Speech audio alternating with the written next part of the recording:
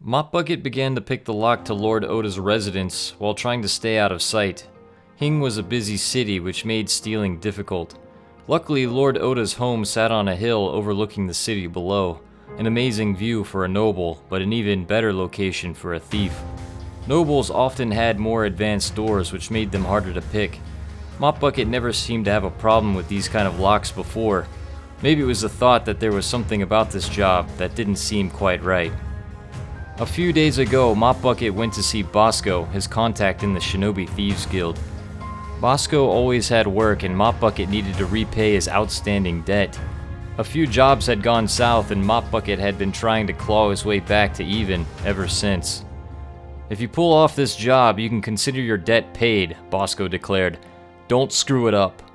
Mop Bucket rolled his eyes. "Get in, steal the vase, get out. I got it. I'll be back when I have it." "If only I could pick this damn lock," Mop Bucket snapped. After a few more twists with the lockpick, the door began to open. Mop Bucket creeped inside and closed the door behind him. Mop Bucket looked around. Lord Ohta's chambers would be on the second level, no doubt. Mop Bucket crept silently up the stairs, sticking to the shadows wherever possible. As Mop Bucket reached the top of the stairs, he could hear loud snoring coming from a room down the hallway and decided to follow the noise. Lord Ohta was fast asleep, with the occasional snoring to mask Mop Bucket's activities. Taking out his lockpicks, Mop Bucket began to pick the lock to the chest by Lord Ohta's bedpost. With a soft click, the chest opened. Inside was the pearl vase Mop Bucket was tasked with stealing. "Easy as green fruit," Mop Bucket whispered. Suddenly, Lord Ohta leapt out of bed, yelling at the top of his lungs, "Guards! Intruder!" Mop Bucket tried to reach for the vase, but his hand slipped over its smooth surface. He would have to leave it. Mop Bucket began to run. Lord Ohta and his guards funneled into the hallway, stumbling over one another, trying to get down the stairs. Mop Bucket could hear the cries from the guards behind him as he ran. He needed to leave the city, and fast. The guards at the front gate wouldn't be looking for him, at least for an hour, after word got around that Lord Ohta's chambers were broken into. Mop Bucket would have to leave the United City's territory, at least until things died down.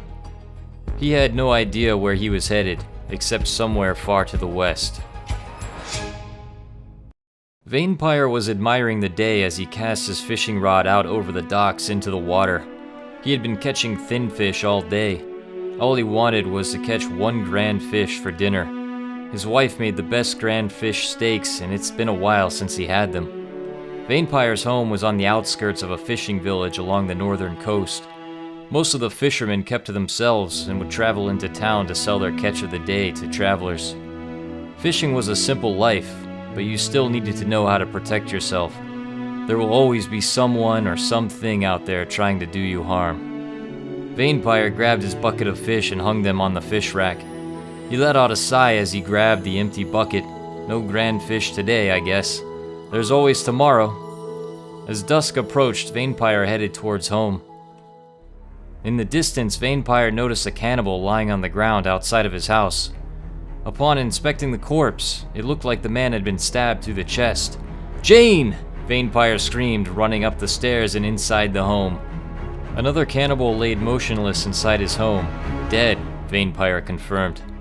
His wife had put up a fight, but she was gone. He had to find her before it was too late. Vaynepyre packed a few supplies and headed out the door. He noticed a third cannibal in the distance lying in a pool of their own blood. They must have went northeast, Vaynepyre thought. At least she left me a trail to follow. Vaynepyre could see his village in the distance as he neared the top of a hill on the east side of the coast. He was going further and further into cannibal territory. He had to be getting close to one of the cannibal villages.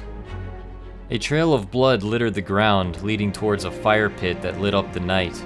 When Vaynepyre approached, the look of horror came across his face as he noticed his wife's dismembered body lying in a pool of her own blood. "Jane!" Vaynepyre cried, looking down upon his wife. He had no words, only the tears that streamed down his face. When Vaynepyre composed himself, he picked up what was left of his wife and carried her away. The next morning, Vaynepyre placed the last rock over his wife's grave, his hands turning into fists. "They are going to pay, every last one of them," Vaynepyre vowed. With one last glance at his wife's grave, Vaynepyre began to run towards the smoke in the distance where he hoped the cannibals would be. His agony became his fuel. As Vaynepyre ran down the mountain, he could see his future victims unaware of his presence. The cannibal village resided at the bottom of the mountain. It contained many prisoner cages where those who were captured were eaten alive, piece by piece. Vaynepyre's roar was long and loud. He could feel the ground shaking beneath his footsteps. He was death, coming to take their lives. Vaynepyre engaged the cannibals, swinging his sword at anyone who came into range. He wasn't an expert with a blade, but that didn't matter. The only thing that mattered to him was that he killed as many as he could. A cannibal sliced Vaynepyre's left arm, making it impossible for him to hold his sword with two hands. More and more cannibals joined the fight, slicing at him with every opportunity.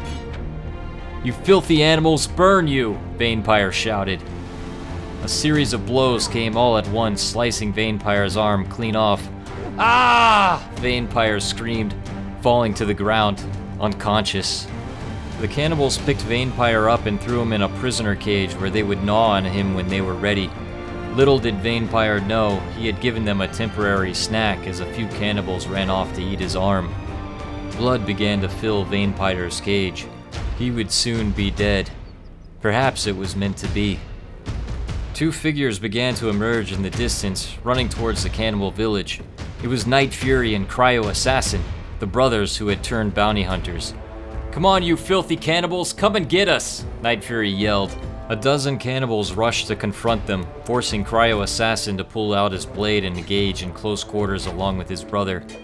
Night Fury and his brother were more experienced in combat than the cannibals, and didn't allow many attacks to get through. As the cannibals surrounded them, their attacks began to become more wild, swinging in every direction, hoping to catch more than one attacker off guard. Night Fury cut through the cannibals like a knife through butter. They stood no chance against the swiftness of his blade. Cryo Assassin found himself in trouble as a number of attacks began to cut through his armor. "Keep them busy!" Night Fury shouted. "Easier said than done," Cryo Assassin yelled back. While the cannibals were distracted with his brother, Night Fury ran to the cage where Vaynepyre was bleeding out. He had to bandage his wounds to keep him from dying. When Night Fury looked back, he could see his brother being carried by a cannibal, charging directly at him. Night Fury pulled out his crossbow and fired. The bolt struck the cannibal right in the gut, giving him enough time to switch to his sword and finish him off. Cryo Assassin woke from consciousness when his body hit the ground. "Thanks for the save." Cryo Assassin shook his brother's hand. "Anytime," Night Fury replied. "Let's get this guy out of here before more cannibals come." Night Fury removed Vaynepyre from the cage and picked him up. As the brothers walked back up the mountain, the moans from the dying cannibals echoed throughout the valley. Even though Vaynepyre was unconscious, their discomfort satisfied his dreams. The next morning, Vaynepyre woke from his deep sleep. He noticed two Scorchlanders chatting by a fire. "Am I dead?" Vaynepyre asked. Night Fury turned with a smile on his face. "Far from it, friend." Vaynepyre tried to pick himself up, but couldn't. "I can't get up," Vaynepyre muttered. "Here, let me help you," Night Fury said, helping Vaynepyre to his feet. Vaynepyre realized why he couldn't get up. Both of his arms were gone. "My arms!" Vaynepyre screamed. "What happened to my arms?" Both brothers explained that Vaynepyre received significant damage to his arms during the battle with the cannibals, causing him to lose them. "Why didn't you both just let me die?" Vaynepyre asked. "I wanted to," Cryo Assassin shrugged, "but my brother was moved by your courage." Night Fury nodded his head. "It takes a lot of guts to charge into a cannibal village without a care in the world. We could use someone like that. I used to care about someone, but she's gone now. They killed her," Vaynepyre sobbed. Night Fury frowned. "Our condolences. If you want to throw your life away, we won't stop you a second time. Truth be told, there's a lot of evil people out there. My brother and I bring them to justice." "What do you mean?" Vaynepyre replied.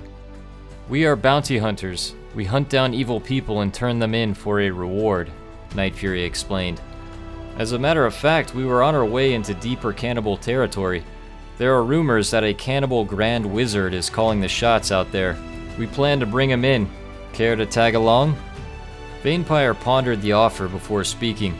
"I'm not much help without arms." Night Fury smiled and dug into his backpack until he pulled out 2 robotic arms. "Here, put these on." Vaynepyre could feel the phantom pain disappear as his new robotic limbs connected into his body. He felt like a new man. He would not let what happened to his wife happen to someone else. The trio packed up their camp and began walking west towards the cannibal plains. Night Fury cracked a joke on how he had to rescue his brother from the cannibals, smacking him on the side playfully. Their voices became muffled as Vaynepyre smiled. He had a second chance to rid the world of the cannibals and other evil people. This time, he wouldn't fail. The desert howled as sand swept across the ground and into the air. Mr. Wolf stood staring into the fireplace, meditating like he usually did every evening. The bodies of blood bandits littered the sand. They were no match for him. Mr. Wolf made a fist with his robotic arm. He was tired of the weaklings the clan had been facing recently. It was time for him to grow stronger and prove with a series of trials that tested his might. He would seek out the toughest opponents in the world and defeat them, or die trying. He would be the best martial artist in the world. The clan gathered for dinner just in time to see Mr. Wolf packing his bags, ready to head out. Mr. Wolf squeezed a fist and tapped himself on the chest as a sign of respect. With a nod, he turned and began to walk away into the desert. The clan yelled their goodbyes and wished him good luck. Mr. Killer stood silently and watched from a distance, wondering where Mr. Wolf was headed.